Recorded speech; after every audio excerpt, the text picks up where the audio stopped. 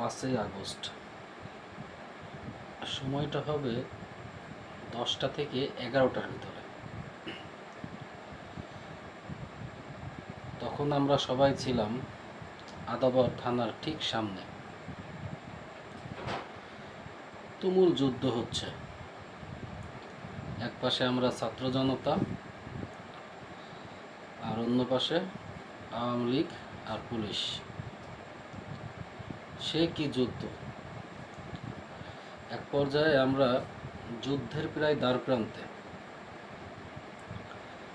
সেই মুহূর্তে হঠাৎ আওয়ামী লীগ আর পুলিশের মাঝখান দিয়ে একটি কালো গাড়ি আসলো। কালো গাড়িটা আসার পরে গাড়িটা থেকে কেউ একজন বের হইল। বের হওয়ার পরে দেখলাম তার হাতে AK-47।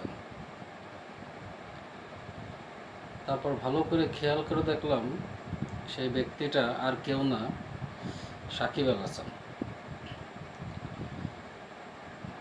সে গাড়ি থেকে নামার সাথে সাথেই গুলি করা শুরু করলো।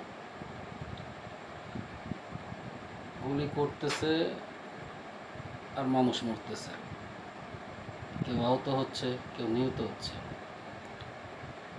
ওটা দেখে তো আমি রীতিমতো অবাক হয়ে গেছি, সাকিব এটা কীভাবে করে। এই চিন্তা করতে করতে হঠাৎ একটা গুলি এসে আমার বুকের ভিতর লাগলো। সেই গুলিটা লাগার পরে ঠিক সেই মুহূর্তে আমার ঘুমটা ভেঙে গেল। ঘুম ভাঙার পরে আমার মাথায় খুব টেনশন, গুলিটা যে লাগলো সে গুলিটা কোথায় গেল। এবং আরেকটা টেনশন, এতগুলো মানুষ মরল, সে মানুষগুলো কই। এই টেনশনে আমার 2-3 দিন ঘুম নেই, খাওয়া নেই। তখন ভেবে নিলাম হয়তো বা আমি মনে হয় ঘুমাইছিলাম, যে কারণে মনে হয় স্বপ্ন টপ্ন দেখছি।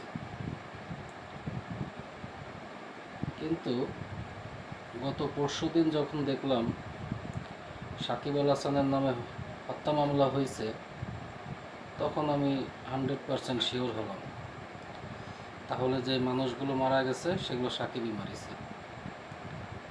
কিন্তু কথা একটা এখানে থেকেই গেল, আমার বুকে যে গুলিটা লাগলো সেই গুলিটা কোথায় গেল।